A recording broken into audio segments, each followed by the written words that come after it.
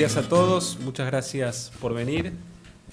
Estamos acá para hacer nuestra primera conferencia de prensa trimestral de presentación de resultados de las metas fiscales, tal como nos comprometimos al inicio de nuestra gestión.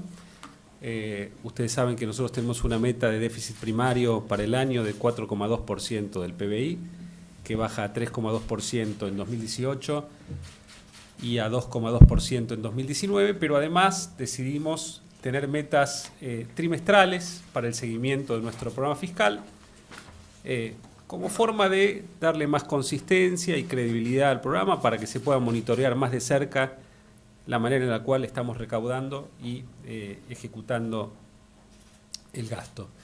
En ese sentido, la meta para el primer trimestre del año era de un déficit primario de 0,6% del PBI, con un PBI nominal de 9.749.993 millones de pesos, que es el calculado en el proyecto de ley de presupuesto, lo cual nos daba una meta trimestral para el déficit primario de 58.500 millones de pesos.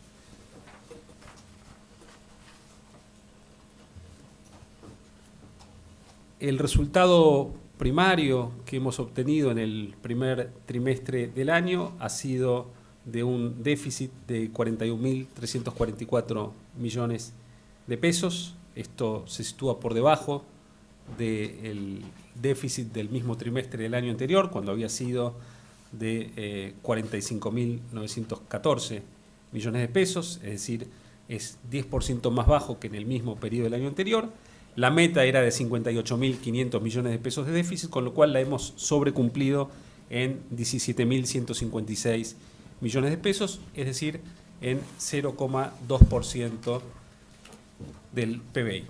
Por supuesto, es una satisfacción haber podido sobrecumplir la meta, pero esto es simplemente el inicio de un programa fiscal de largo aliento en el cual queremos ser muy prudentes, manejarnos de manera muy cautelosa con el gasto público. Queremos mantener nuestro gasto primario constante en términos reales por los próximos años. Queremos que las provincias lo hagan también y para eso firmamos un acta de acuerdo hace algunas semanas con ellas que pretendemos convertir en ley durante este año. Yendo a los números de marzo, que ustedes todavía no los conocen en detalle, en el mes de marzo el resultado primario fue deficitario en 18.184 millones de pesos, lo cual es un déficit mucho menor que el registrado en el mismo mes del año anterior, cuando había sido de 30.000 millones de pesos. Es una baja del 40% nominal en el déficit en el mes de marzo con respecto al mismo mes del año anterior. Y tenemos como aspectos salientes que los recursos crecen al 48%. Es cierto que en el mes de marzo tuvimos algunos ingresos extraordinarios provenientes del proceso de sinceramiento fiscal, pero también del lado del gasto ya empezamos a ver señales de que algunas de las políticas que estamos llevando a cabo de prudencia empiezan a impactar en los números. El gasto primario en el mes de marzo crece a un ritmo interanual del 29%, ligeramente por debajo de la inflación interanual del mes, con lo cual ya en términos reales el gasto primario no crece en el año, y donde los gastos de capital, que son los que queremos impulsar con este plan de infraestructura tan ambicioso que tenemos como gobierno este año, crecen al 44% interanual. Las prestaciones sociales al 39%, eso incluye las jubilaciones, la AUH, las pensiones no contributivas y el Plan Argentina Trabaja. Y los otros gastos corrientes, es decir, el resto del gasto, crece al 11%. Entonces, es muy importante destacar que donde podemos hacer ahorros buscando eficiencia, haciendo un mejor uso del gasto público, lo estamos logrando, bajando subsidios y mantenemos un crecimiento fuerte de las prestaciones sociales y muy fuerte del gasto en infraestructura, en línea con el objetivo de este gobierno, que es aumentar el gasto en infraestructura, cuidando el gasto social en todo momento. Para el trimestre en su conjunto, el primer trimestre del año muestra un incremento en los recursos del 41% interanual.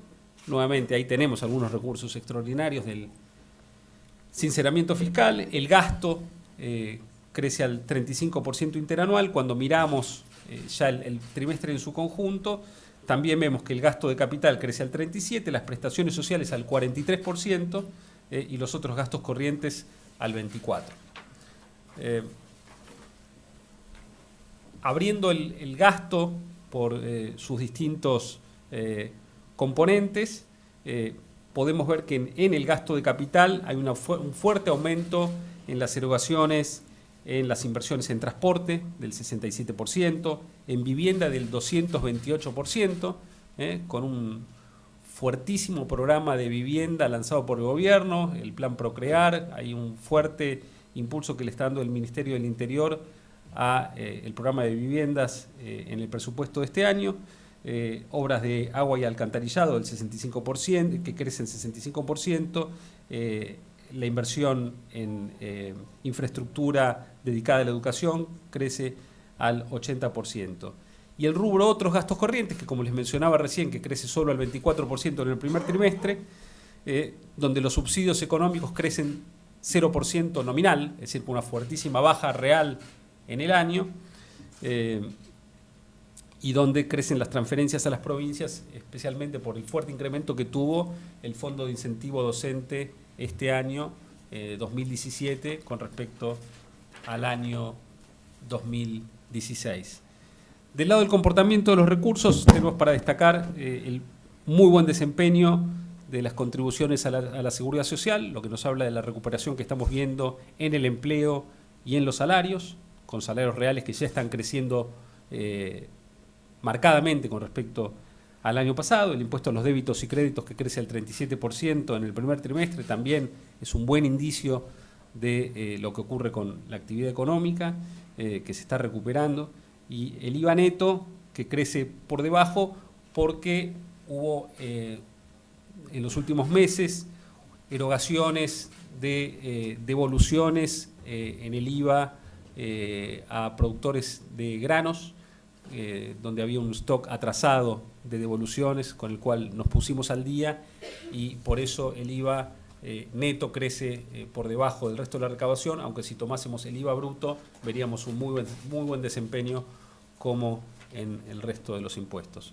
Entonces, para terminar, tenemos el calendario de publicaciones, donde así como hoy 27 de abril hemos presentado el resultado del primer trimestre, nos vamos a volver a ver en una conferencia de prensa similar el 25 de julio para presentar el informe referido al segundo trimestre del año.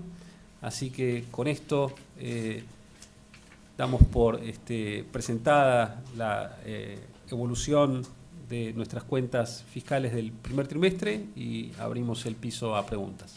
Muchas gracias. Buen día, ministro. Rosario Vigosi, de Radio La Red.